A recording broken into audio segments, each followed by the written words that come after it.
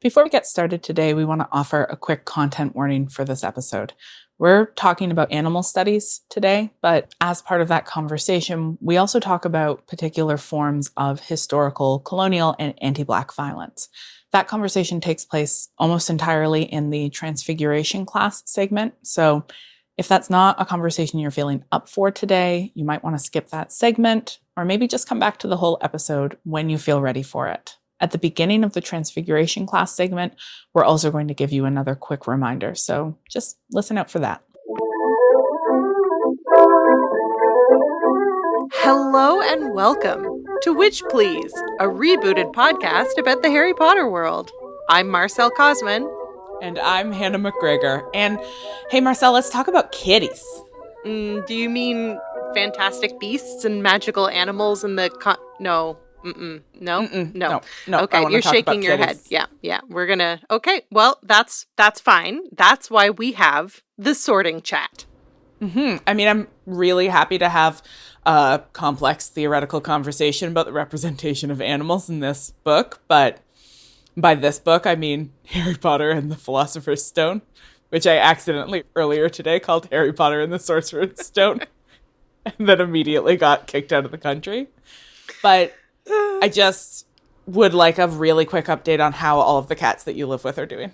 Oh no, they've abandoned me. So I'm presently recording in my basement, and there are mice down here, and normally I don't see them, so it's fine, but I've started seeing them come out, and so I've been bringing the cats down, but they have left, so there's going to be mice in here in no time. Anyway, they're doing okay. Yeah, none of them like one another. Do you want to give us, for people who are new to your cat world, do you want to just give us a quick rundown of who your three kitties are? Yes. So I have two kitties. One is named Faye, and she doesn't have any ears. She got frostbite as a kitten, and they fell off, and... So she looks like a seal! She looks like a seal. She's very cute. And she's a chocolate point Siamese. She's a rescue cat. She's the best. She has very sharp claws. And she likes to sleep on my chest. And then there is Sally, who is... She's my goddaughter. She's your goddaughter. She's the fluffiest cat I've ever seen.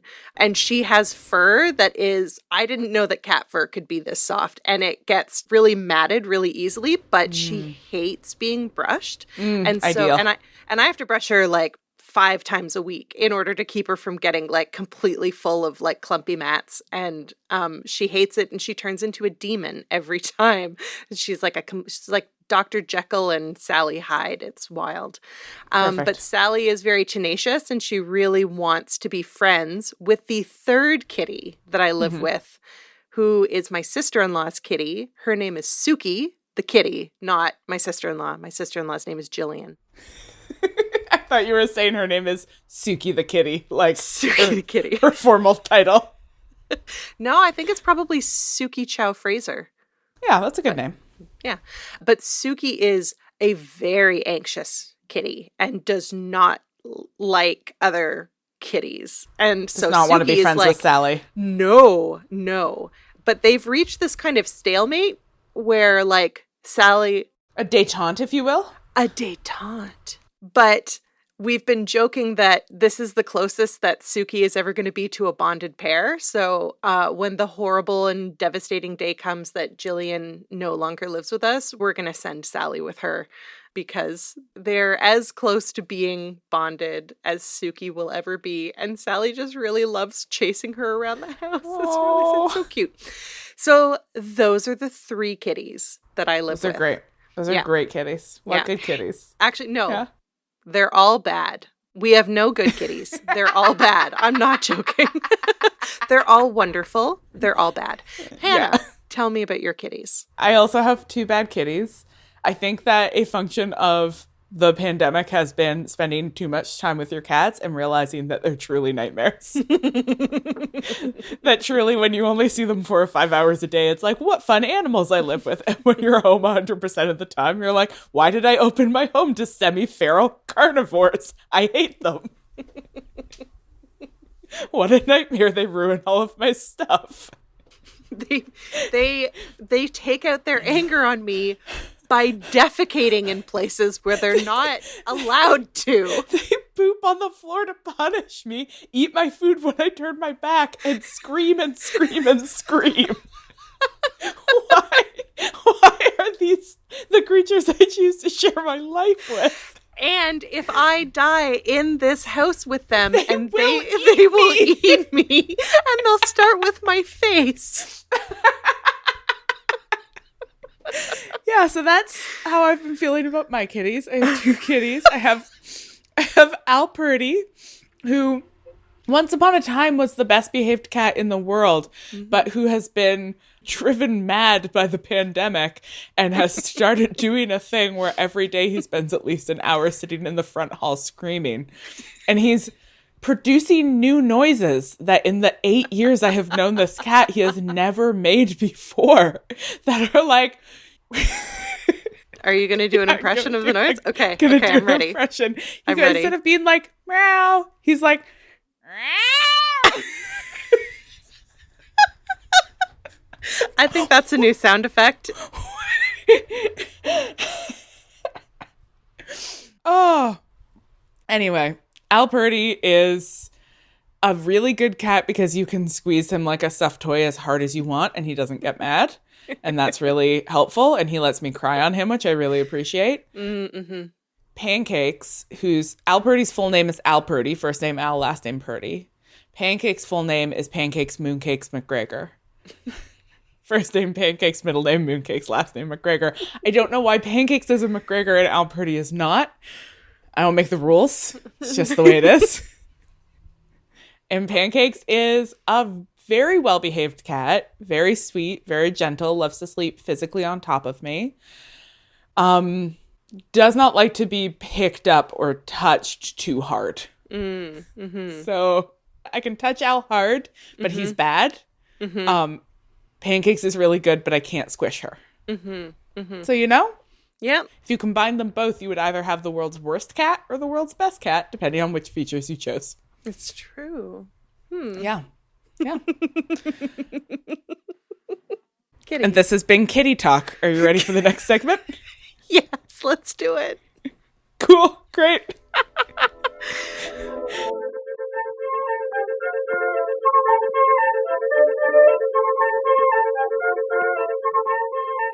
It's the beginning of the school year, and I spend the summer forgetting everything I've ever known. So I guess it's time for revisions.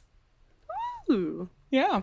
So this is the segment where we talk a little bit about what we've covered so far and what we're going to cover next.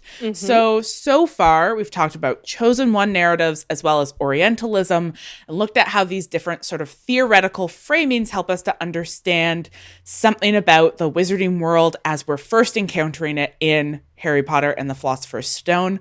These theories also help us sort of wrap our heads around how Harry's being positioned as a protagonist and the kinds of tropes that Rowling is drawing on when she starts to build this magical world that we're discovering through his eyes. So, like, what are we learning about Harry in the first book, and what are we learning about the world Harry lives in? So, in this episode, we're going to expand our view of the magical world a little further by taking a look at some of the animals and beasts and creatures that populate it and asking some questions about how the difference between the human and the animal are defined in Harry Potter. So, Marcel, you agreed to take on the daunting but exciting task of taking a look through Harry Potter and the Philosopher's Stone and writing down the different animals who show up in it. Yes. And that is what I did, because when it comes to the theoretical approach we're going to be talking about in the next segment, I have no experience whatsoever. And so I volunteered instead to make some lists and some categories, if you will. I will. You will. Okay. All right. Okay. So I made a spreadsheet. Oh, so excited. Hannah, if you would like to click on that link and go visit the spreadsheet, it is color coordinated because I'm a visual learner and color is very helpful for me. Okay. Before we get into any serious stuff, we have a whole bunch of non-human creatures in this book, and even more in the books that follow. So just to quickly run through them, here are the ones that I found. Owls, cats, a gorilla, a snake, goblins, a rat, a toad, ghost horses, dogs, well, one dog, and one three-headed dog, a dragon, unicorns? A dead unicorn. A dead unicorn, a giant squid, and centaurs, and cave troll. Incredible. So initially, when I was trying to figure out how to organize these different creatures, I was thinking, we could consider all of the creatures in this world as existing on a spectrum from absolute human to absolute non-human. So, for example, witch, centaur, thestral, horse. Now, I know we don't have thestrals in this book, but just bear with me. Somebody pointed out on Twitter that the thestrals are there in this book. We just can't see them yet. It's so true. Just like Dumbledore's smart, right? roller skates. Just like Dumbledore's roller skates. Exactly. We just can't see them because they're not part of Harry's journey. Yet. But the possibility of a spectrum, like a linear spectrum, becomes totally complicated once we see the overlaps between the different species and the complicated relationships that the different species have. And so instead, I'm starting to think of these in terms of categories. So no, you got me once, but the second time I hate it. I'm going to keep doing it. Get ready. We're going to need a cat sound effect every time Marcel says categories. The people want sound effects, and give the people what they want is what I say. Yep. Okay, so if we assume that witches and muggles are both humans, but centaurs are not humans, where do goblins fit in? Are goblins more human than centaurs? Why or why not? And then what about creatures who we encounter as animals, but who turn out to be humans in the form of animals? So when Professor McGonagall is a cat, is she a cat or is she a human? So what I think we might consider instead of a linear spectrum is this series of categories, which are not at all mutually exclusive. So I am not a scientist. These categories are deeply flawed. Well, but also this is a made-up fantasy book, so that's okay. But surely there are animal biologists listening to this who are like, that is not how species categories work. I mean, if somebody who's listening to this, who is a biologist, wants to respond by making a biologically sound diagram of the various magical and non-magical creatures in Harry Potter, like, I won't be mad. You know what I would love to see is a March Mammal Madness, like fantasy animal football or whatever, but with magical creatures instead. That would be wild. Okay, anyway, yada, yada, yada. So the categories, I just need the actual scientists listening to this podcast to know that these categories are based on nothing other than my feelings about where things might fit. Okay, so we have human. Uh-huh. Human adjacent, Uh-huh. non-human, Uh-huh. and then some big old question marks because I don't know what to do with them. And so under human, we have magic folk, and those include witch, wizard, and hag. Those are the ones that I could find in this book. And then non-magic folk, so muggle and squib. Mm-hmm. With human adjacent, we have magic, we have goblins, centaurs, house elves. I know they're not in the book, but they are in the book. They're just not part of Harry's journey yet. Mer people, cave troll. Okay. And then non-magic, human adjacent, we have gorilla. Okay. I mean, gorilla as human adjacent, we could spend a long time being like... but there is a kind of like within the storied tradition of sci-fi and fantasy, like these would all be sort of anthropomorphic or humanoid, like magical creatures that nonetheless are sort of imagined along the lines of the human in terms of their physiology. Yes. Like, so that makes sense to me. Like human proximate fantastical creatures. Yeah, Yeah. exactly. Fantastical creatures that we could recognize as people in some way. Yeah. Or that when they were imagined by people were imagined as being people-ish. Yeah.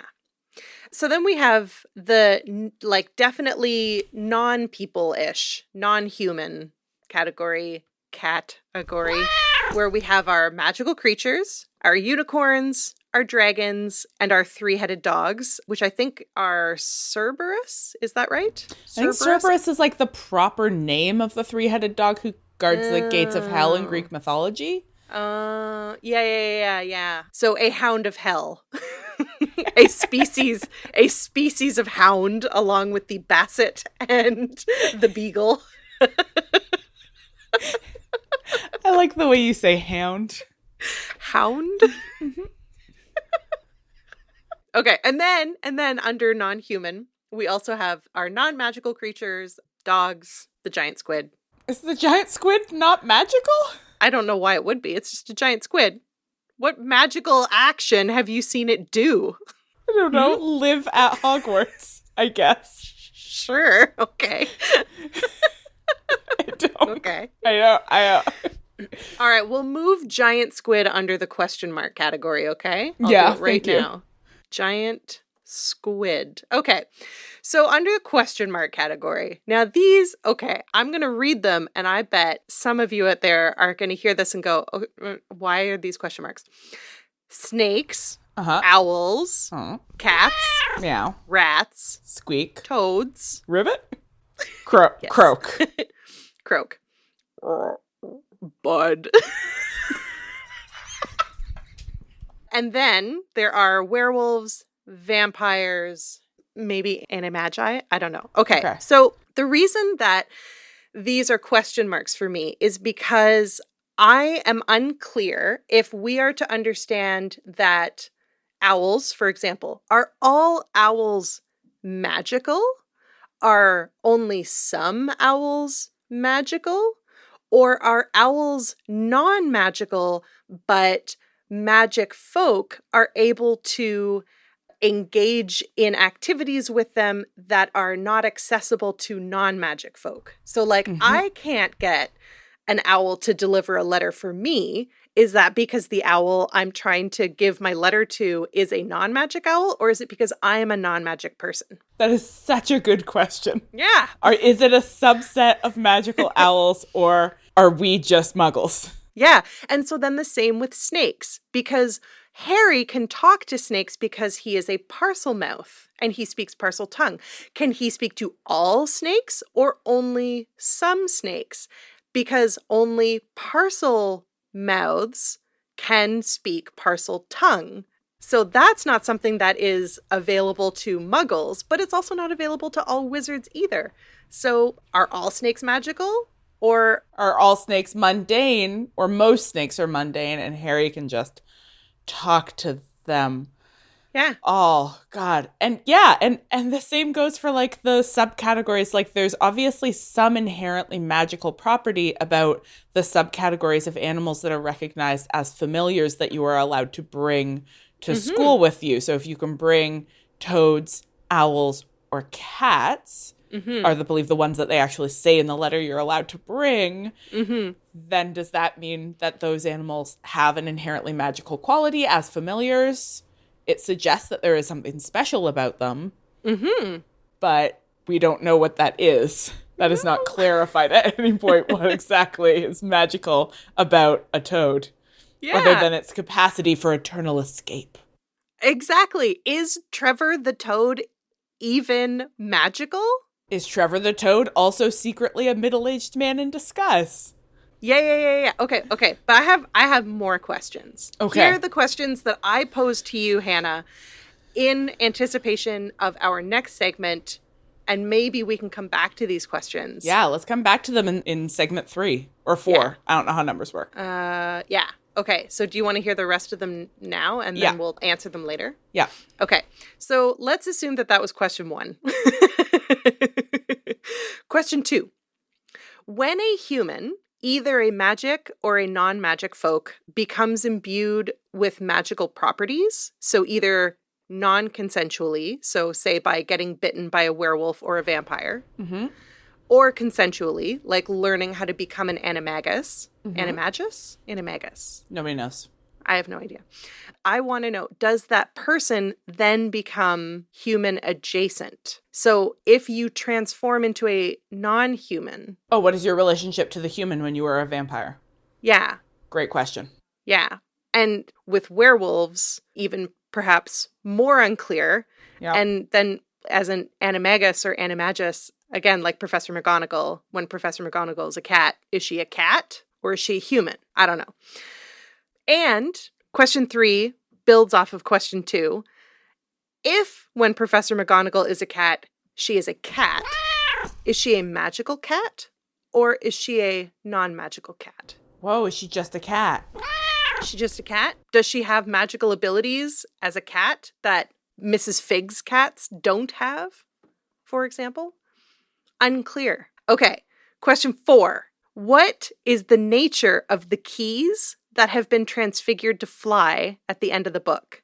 They seem to have agency, and the kind of agency that we associate with sentient creatures, but are they sentient? I don't know. Nor do I. I desire to know. Are they bird bugs? Bird bugs. I don't know if they're birds or bugs. Yeah, same.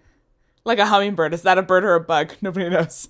And then my last question, question 5.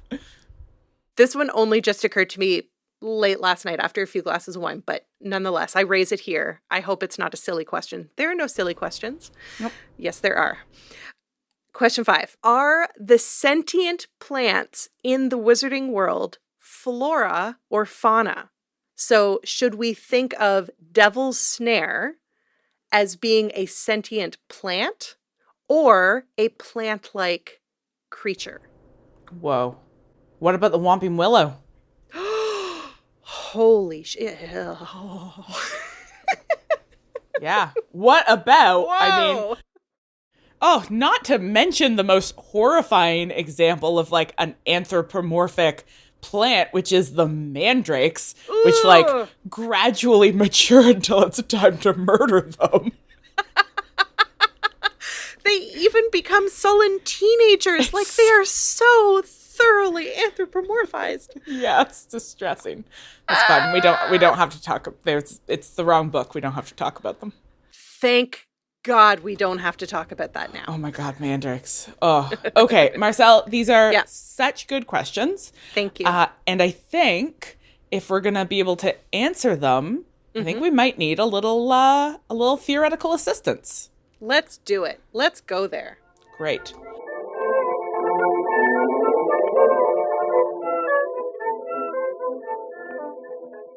Hey, Hannah.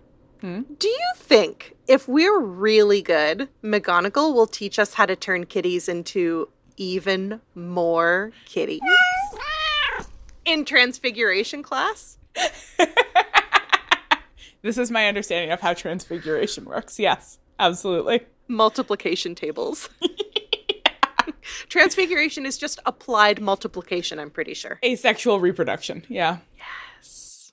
A heads up before we get too far into this segment, I am going to be discussing some specific aspects of critical animal studies that talk about white supremacy in the history of anti-Black racism, in particular forms of anti-Black racial violence. If that is not a conversation you are interested in or feeling up for, you can skip this segment and go straight ahead to our Owls segment.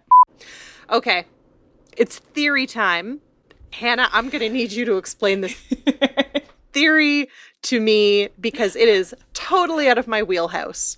So we're talking this week about critical animal studies, which is a theoretical field that is very close to my heart, despite the fact that I have never actually researched in this field. I have taught courses based in critical animal studies. I also am personally very interested in animal studies as a vegan because I think that there's lots of really important foundational texts that underpin my sort of ethical veganism that come out of animal studies in terms of basic critique of the way that we categorize the world into the human and the not human. So unlike Orientalism or the hero's quest, it's really hard to attribute animal studies as a field to like a person. You can't point at somebody and be like, Orientalism, it's Edward Said. The hero's quest, it's Joseph Campbell. Yeah. So it's not a field that emerged out of a particular person's intervention. It's much more a sort of series of perspectives on how we think and talk about animals. It's a really sort of interdisciplinary theoretical field. So some people come at it from biology, some people come at it from indigenous studies, some people come at it from feminism, people come at it from a lot of different perspectives, environmental studies, like lots of different ways of thinking about, what is the animal and how do we talk about it? And really, what animal studies is particularly interested in is our sort of cultural representations of animals. So when we talk about animals, how are we imagining them? How are we constructing them? How are we representing them? And what does the way that we represent animals tell us about how we're also understanding and constructing the category of the human? Okay, I'm with you. So I want to take up a quick sidebar into ideology. Ooh. Everybody loves talking about ideology. It's my favorite. Animals in particular really help us think about ideology and how it works in a way that we can connect back to our conversations last episode about tropes and discourse. So we talked last episode about how a trope is a representational shorthand. So the way that we sort of signal to people something we assume that they will understand by using a sort of shorthand to say something, and that a discourse is a language that enacts power by generating knowledge. So we create power over something by how we describe it.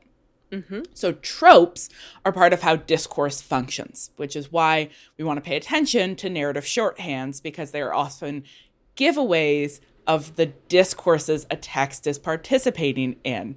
Like if a text gives us the sort of trope of a villain with a hooked nose, then it is participating in Orientalist discourses. Gotcha. Okay. In turn, the discourses that a text draws on reveal to us something about the ideologies it's operating within. So that's kind of in my mind, it's like trope, discourse, ideology in order. Okay. So an ideology, the definition of ideology, and this comes from Louis Althusser, is our imagined relationship to the real conditions of our existence. That's the definition. So ideology is how we understand the world. And the whole point is that it's our understanding. The question of whether there is any such thing as real conditions of our existence is something that a lot of theorists fight about. So it's like we have our imagined relationship to the world, but is there a real one that we could like access if we broke free of ideology? Or can we break free of ideology? Is there an outside to the matrix? Great question. Nobody knows. But ideology the matrix is a helpful way to think about ideology. It's like it really is. It's like the imaginary world that we are trapped in. Yeah. So we're almost definitely going to talk way more about ideology in later episodes. But for the time being, I'm bringing it up because a great example of ideology at work is the way that Western cultures define the human as that which is non-animal. And we know this is ideological because it's an imagined category, human and non-human. There's nothing essential there. We've made up those categories that tells us how to interpret our real existence, which is to say it insists that we are other than animal, despite the fact that our biological nature is extremely animal-like. That's right. Yes. And don't we share a lot of chromosomes with apes? I mean, the desire to draw a clean line between the human and the animal is, again, you can tell it's ideology at work because it doesn't actually work biologically, right? Okay. I mean, another great example of ideology at work is the idea of the sex binary. The idea that there Ooh, are, okay. that biological sex exists at all in any clean way, let alone that there are two biological sexes. That's an ideological understanding of the world that's being imposed on biology, because any actual biologist would tell you, like, sex is significantly more complicated than that. Not to even mention gender, which, is so transparently ideological in terms of how we talk about gender. All right. But we're talking about humanness and animalness. So the ideology that we're going to be looking at is humans are not animals. Okay. The discourse that supports that ideology is the actual knowledge that we have generated as humans about humans and animals that we use to argue for the distinction. Okay. Right? So what actual knowledge are we producing to articulate that distinction? And then the tropes through which that discourse operates are the shorthand we use to define the human and the animalistic. Okay. And where this becomes really interesting is where we see animalistic tropes being used to dehumanize certain people. I was just going to ask, like the way that people are figured as animals in violent racist conflicts, right? 100%. Like in Rwanda, people referring to Tutsis as cockroaches, Yes. for example. Yes, absolutely. Within human relationships, rendering the other animalistic as a way of dehumanizing them in order to justify violence against them. That works because of this whole ideological understanding we have that to be human is to be not an animal.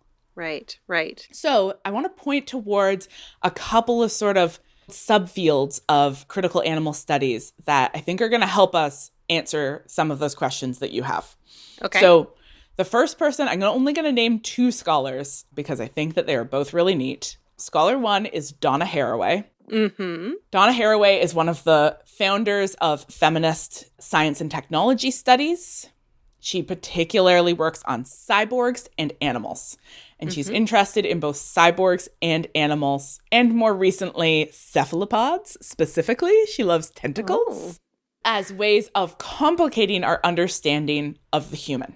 She's particularly interested in challenging this like Enlightenment era understanding of the human as autonomous, independent, and the center of the world. Instead, she wants to think about how we're actually interrelated, entangled, and sort of mutually define one another, whether that's the human and the machine or the human and the animal. She's like, rather than those being categories that are cleanly divided, the whole point is that we're all tangled up with each other. That's why she likes tentacles. That's why she likes tentacles, because she likes to get tangled up. I'm doing tentacle hands whenever I talk about tentacles. So Haraway specifically, and this is in her words, she's interested in an ethics and politics committed to the flourishing of significant otherness. So like rather than sort of pushing what is other away, she's like, let's all just like foster the beauty and diversity of otherness in all of its different forms. And she's interested in how we can learn that kind of ethics and politics from taking our relationships with critters, as she likes to say, seriously. So what does it mean to understand the human and the critter as entangled? Okay. So right off the bat, Haraway is saying to us, like, any categorizations where we have the human in a discrete category doesn't work. Because we're not a discrete category and we can't be meaningfully separated out from the animal. All right. Yeah. So I will add into that the really important interventions that are happening in critical animal studies from Indigenous studies. Particularly, Indigenous scholars have taken up critical animal studies to point out how the categories of the human and the animal as separate are a function of colonization and the imposition of colonial categories of being. Okay. So there's some particularly good scholarship from Billy Ray Belcourt, who is a fantastic scholar and poet, and has argued that the category of the animal as other than human is built specifically, and these are his words, on the erasure of Indigenous bodies and the emptying of Indigenous lands for settler colonial expansion. Again, his words. And thus that quote, "We cannot address animal oppression or talk about animal liberation without naming and subsequently dismantling settler colonialism and white supremacy as political machinations that require the simultaneous exploitation and or erasure of animal and indigenous bodies," end quote.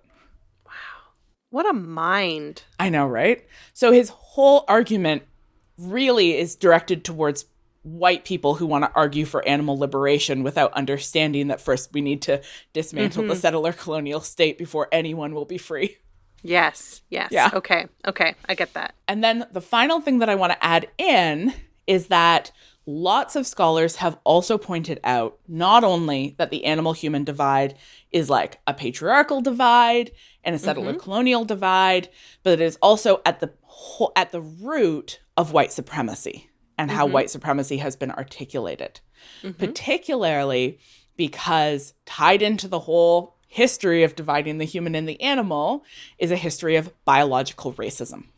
Yes. So biological racism, which we've discussed a little bit already around Orientalism, is the sort of pseudoscientific division of the world into racial categories. So the invention of these categories that the world can be divided into, and then the attribution of traits to different races based on claims of biological difference. Again, it is important to understand that these were invented, which isn't to say that race isn't a real and lived and experienced category, but is to say that any claims to biological reality to race are always bullshit. And one must keep that in mind. They are always bullshit. Yes. So this is another really great example of a discourse, which is to say race in this case, that functions to perpetuate an ideology, which is white supremacy. So a bunch of historical biologists and anthropologists particularly were interested in the 19th century in the idea of something that they called the missing link. This was an attempt to account for the evolutionary shift from animal to human, specifically to understand how we got from monkeys to humans. So they were like, there's got to be something that's sort of almost like a human, but also still a lot like a monkey. And 19th and early 20th century scientists not only argued that Black people were more closely related to apes than white people were, but displayed Black people in zoos as evidence of the missing link between the animal and the human. So we understand that these categories, this sort of ideological notion of the human as other than the animal, isn't politically neutral or innocent. It's always entangled with these political motivations. In this case, very clearly with white supremacy as a way of sort of saying we get to manage the boundaries of what constitutes the human and to exclude or include people based on, how that actually serves power.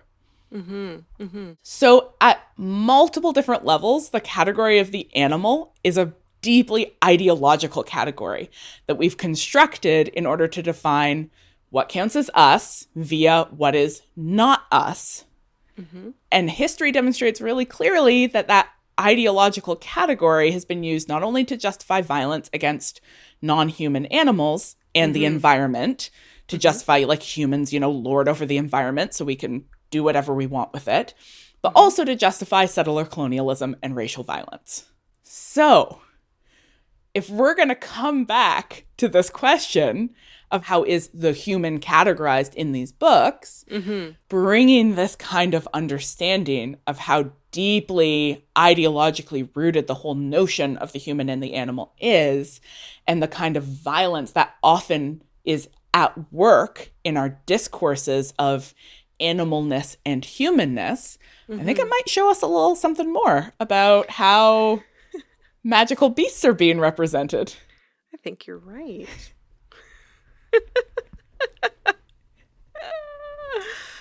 Wow. Yeah. Okay. Are you ready? No. Yes.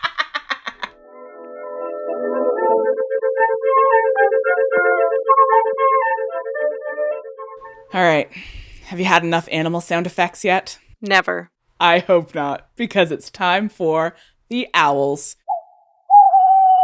where we use our theories to unpack something new about Harry Potter.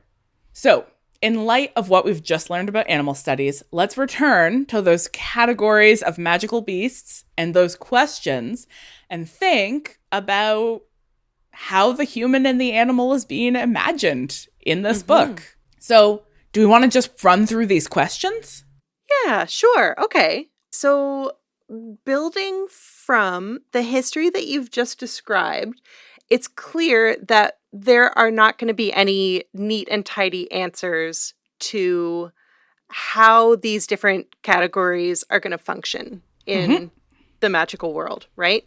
And because we are not invested in what J.K. Rowling herself has declared to be the case, but instead are interested in what the text makes available to us, there are a variety of different ways that we can understand these magical creatures, these human adjacent or humanoid creatures, and also the distinctions between magic folk and non-magic folk.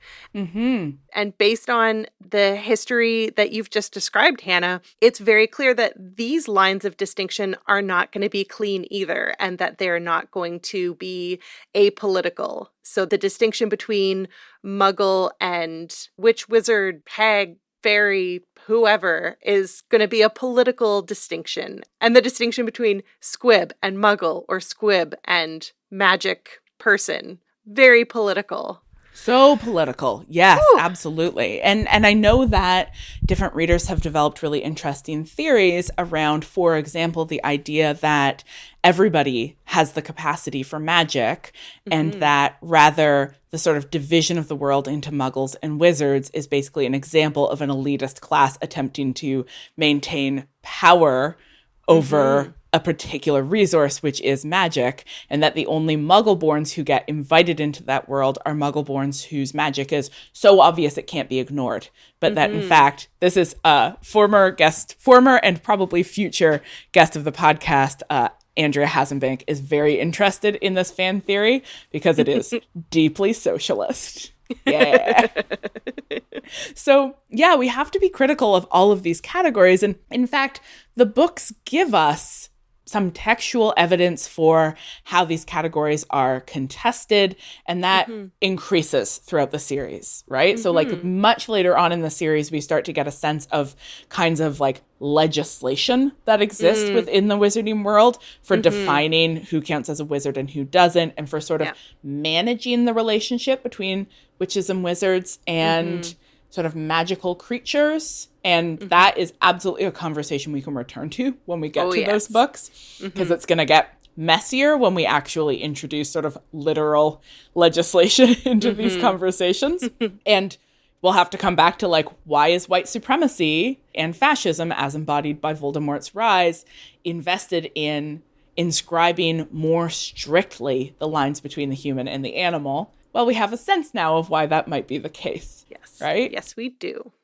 There's a couple of characters or groups of people we encounter in this book that are already giving us a really clear heads up of how the book is going to be using sort of non-human but humanoid magical people creatures to play out anxieties about race via the goblins and the centaurs. I also would like to make a pitch for the unicorn as well. Should we talk about goblins and centaurs first? Yeah, so we've talked about goblins already and the way that the representation of the goblins is deeply Semitic, deeply anti-Semitic. Yeah, those things are both true.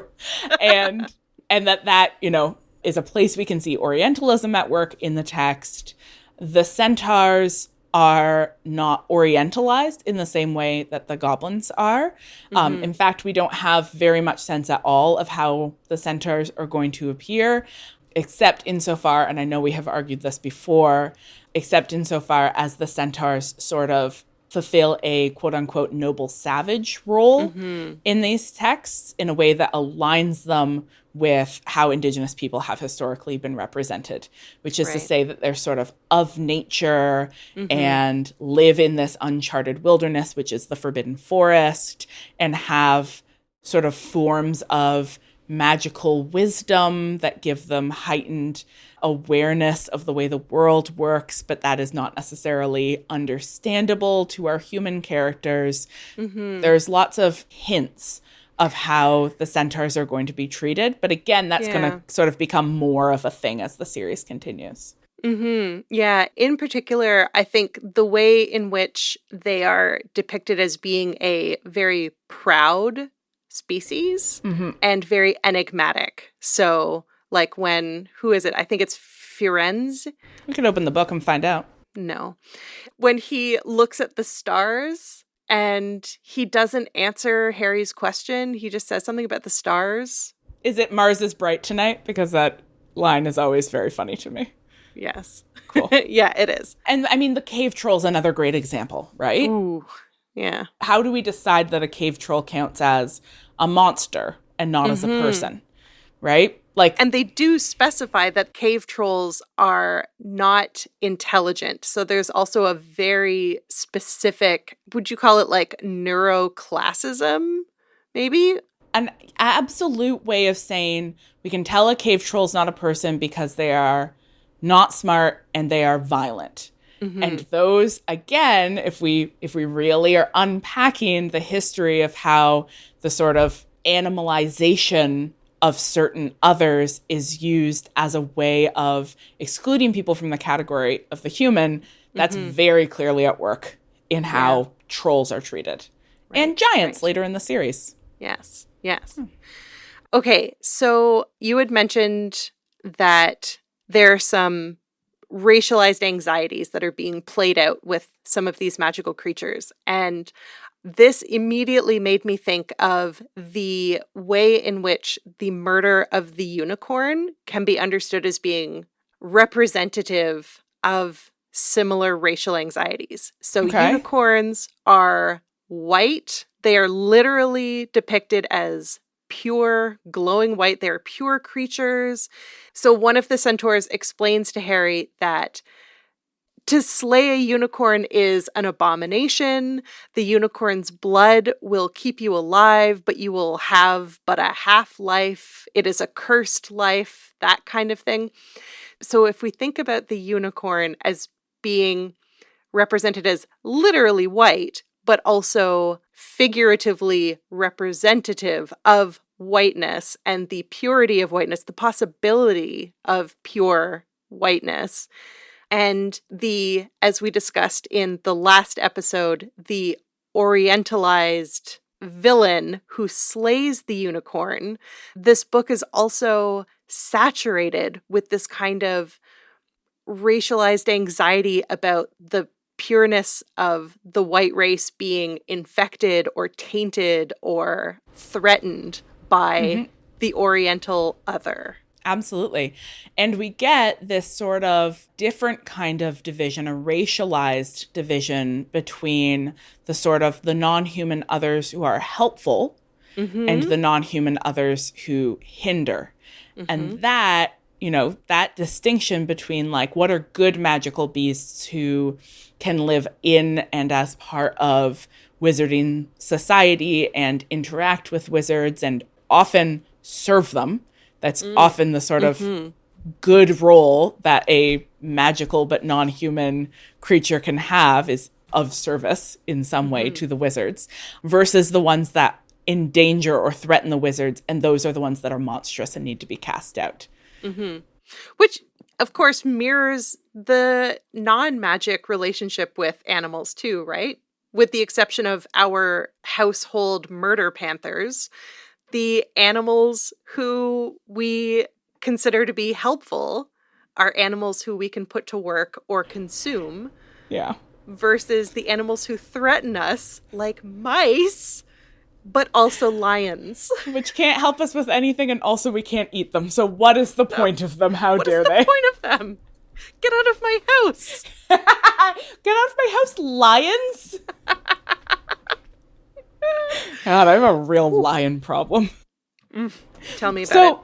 when we revisit those taxonomies, what really stands out is the way that the text reinforces those taxonomies as a way of showing us that the wizarding world itself relies on a kind of management of who gets to live inside certain categories and who has to be pushed outside of those categories, and who is challenging those categories by weaving back and forth across them. You know, we've talked a lot about the way that some of these magical creatures align with this history of biological racism.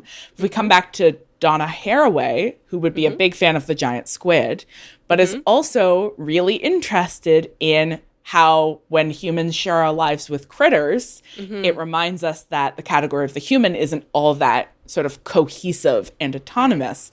And so the familiars that our various protagonists share their lives with are great examples of critters, of sort of companion species that challenge the sort of coherent boundaries of like what's magical and what's not, which is why so many of them showed up in that question category.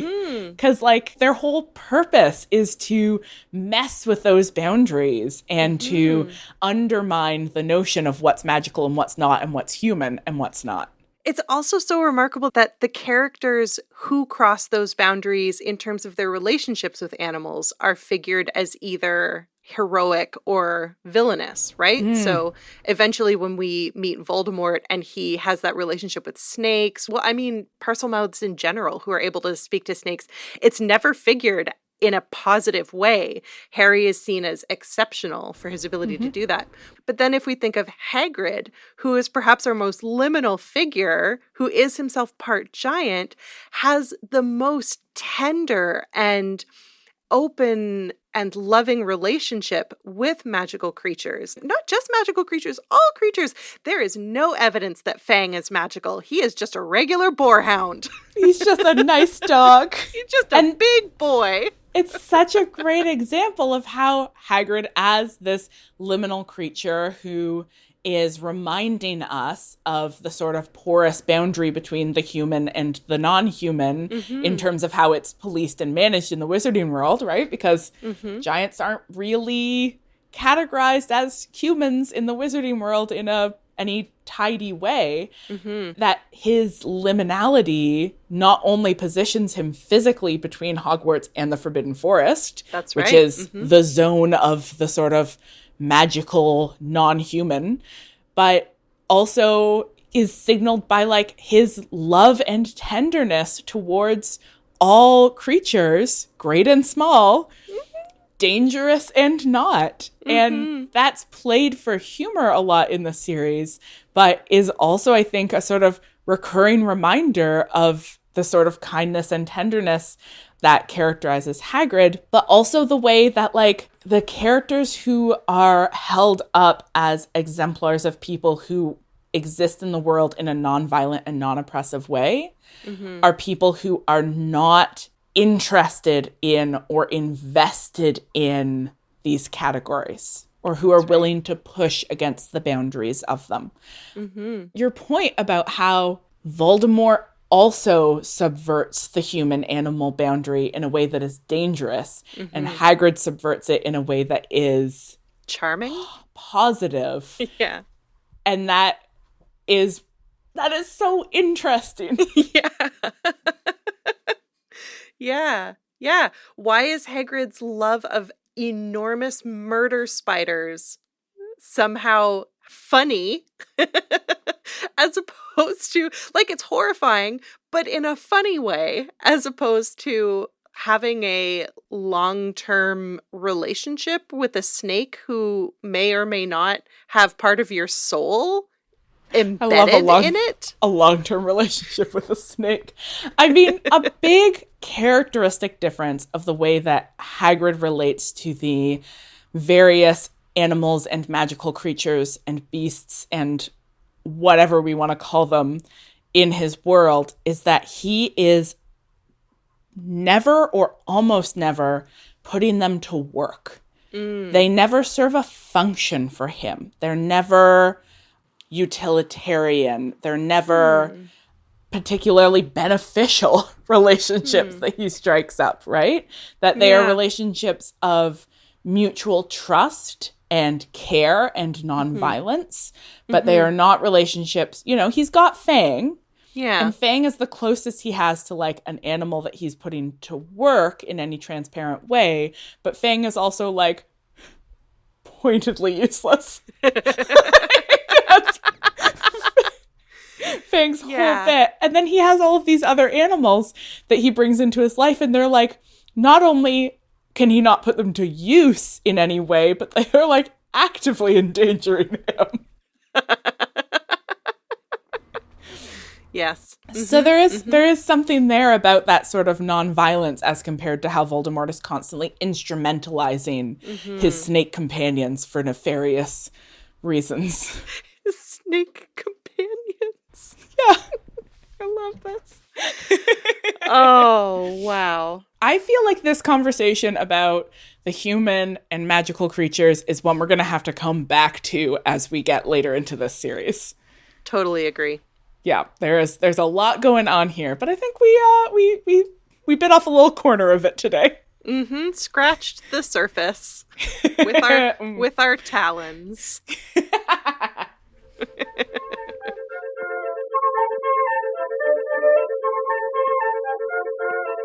Thank you, witches, for joining us for episode 3 of the new and improved Witch Please.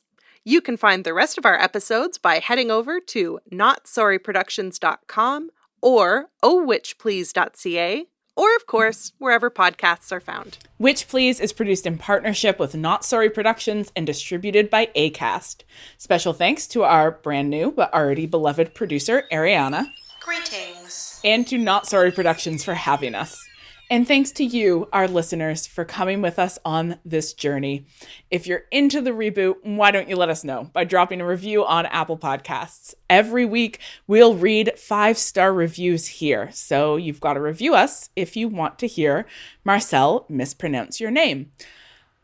This is not a new review. I found it on the internet, but I liked it. And since we haven't started releasing these episodes yet, read this old one, Marcel. Do you like it because it has an illegible name attached to it? Yes. Okay. So this is a 5-star review from, I'm going to give 2 options here. One is Skazern, and the other might be Seekaz maybe? It's probably Seekaz Run, but I like Skazern. The review says, I love SFF, science fiction and fantasy, in general, and I love Harry Potter in particular. And as dismaying as the author is, amen, this podcast has been a delight.